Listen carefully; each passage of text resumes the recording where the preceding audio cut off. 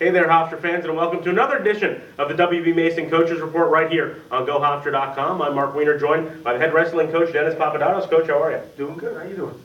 Doing pretty well now, Coach. Obviously not the best week for your program. 41-7 loss to Cornell, but they're number 6 in the country. So overall, what did you take from that match? Just like I said, some of the other interviews, we were supposed to win 2 matches on paper, and we won 2 matches. I try to make sure.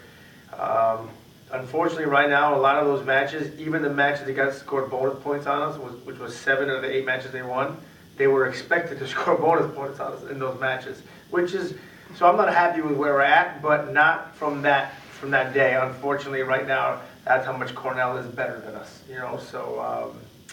What lessons do we take from it? How do we keep moving forward? How do you take it on the chin? It all depends on how the guys view it. Is if it's a good or bad. It could be the best day, moving forward, or you can take it that you're not very good and not get any better and kind of pack up your bags and give up. So, it's definitely a crossroads. So we'll see where we're at. Definitely not what I wanted, but probably what the country and what most people expected.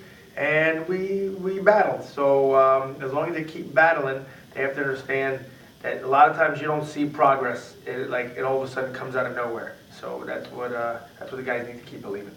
Some positives from the match. Jamel Hudson comes from behind to get a victory. What did you see from him in that matchup? He was down 8-0 and he won 18-8. That was against a kid that Jamel was probably nervous on wrestling. I don't want to get too into it, but that kid was a huge recruit. He's a Long Island kid. He's a 3-time state champ. He's older than Jamel. When they both were in high school, that kid was just somebody, and Jamel was the person probably starting to do well. But if they wrestled in high school when that kid was a senior and Jamel was a junior, most people would expect that kid to pin Jamel. You know what I mean? So even though Jamel's having a much better season, a better career, especially in the late, that kid's been ranked top 20 in the country before, just not this year. It's been in the past.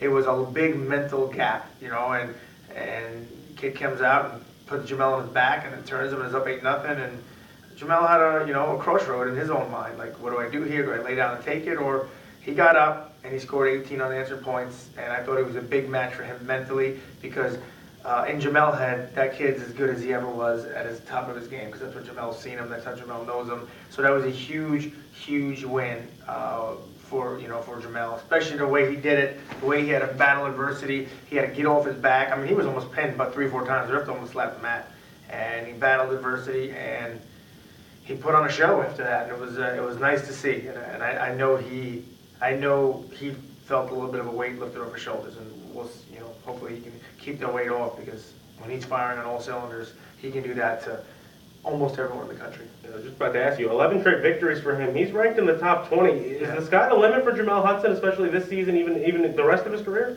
For sure. Obviously, we have big goals for him this year, as a redshirt sophomore, and, huge monumental goals for him for the rest of his career, goals that have never been accomplished with Hofstra before. So, the sky's the limit, and hopefully this is, one of the places he struggled with sometimes, is with his own belief and his own abilities, and this was a good show that he overcame them. So hopefully he can continue to do that, because when you go out there and attempt against anyone else, he's as talented and is in the right to beat anyone in the whole country. So I'm excited to look forward to see how he's going to move forward. Also against Cornell, Michael Hughes getting a victory, one of your 2. What did you see from him? As I said before, Mike majored that kid in the finals of the New York State tournament this year. When Mike won the New York State tournament, that kid beat him 3 times last year. It was in Mike's head, and it was nice that it was a close match, and then the last minute you saw Mike snap and just go off on him and score like 5 points in the last minute to come out with the major. And I felt like he was nervous again. I don't know why he was nervous. The kid didn't even almost have an opportunity to score. It was 3-2, but the kid had no chance of winning the match. So I don't like that he kept him in the match and he kept it close, because now one bad situation happens and you lose, when you've already proven you're 8 points better than the kid. You did it this year. You did it in November. So, we have to wrestle that kid again, and I was hoping to really take all that kid's belief away, and we're probably going to have to do it at the conference tournament now, but considering he wrestled timid and not to the best of his ability, and he still pulled out a win against Cornell, we'll take it. It's just not what we're looking for. But, you know, Mike's having, you know, up and down, and good news, he's having more ups and downs, and we plan on staying up for the rest of the way. Just 2 matches left before the conference tournament. Now you take on the Drexel Dragons on Friday. What do you see in that EIWA matchup? We're first hoping that we're 100% healthy. We're still not sure about 33. We're still not sure about 49, and there's another injury in the mix from another guy. So hopefully we're as healthy as possibly can on Friday, because that's, you know, EIWA team. We need to win that match for conference reasons. A lot of reasons we want to win that match, and you know, they're a pretty good team, kind of like us. You know, have some good guys, have some what you would call holes, and they have some good victories as a team. They have some losses that they would want to take back. We pretty much mirror each other. So I really would like to go in swinging with all, you know, with all our guys. And if we're not, whoever we put in there's got to, you know, go in swinging. You know, because we're getting ready towards this last sprint towards the end of the year. And finally, Coach, before the conference tournament and everything comes up, what's the biggest thing you guys have to improve on? We still need to improve on getting out on bottom, and the urgency. Like I said, we're wrestling hard, we're wrestling with effort, but there's got to be urgency. We still are lacking that, oh my goodness, I got to find a way to score this point, or no way are you going to score on me. That whole attitude of finding a way to get it done.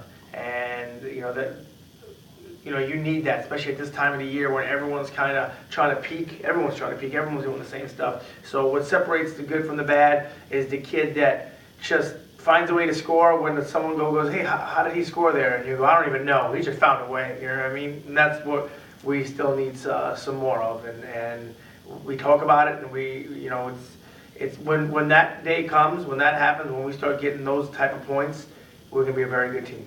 The head coach of the Hofstra Wrestling Program, Dennis Papadatos, thanks so much for the time. Thanks for having me. I'm Mark Wiener. This is the WB Mason Coaches Report on GoHofstra.com.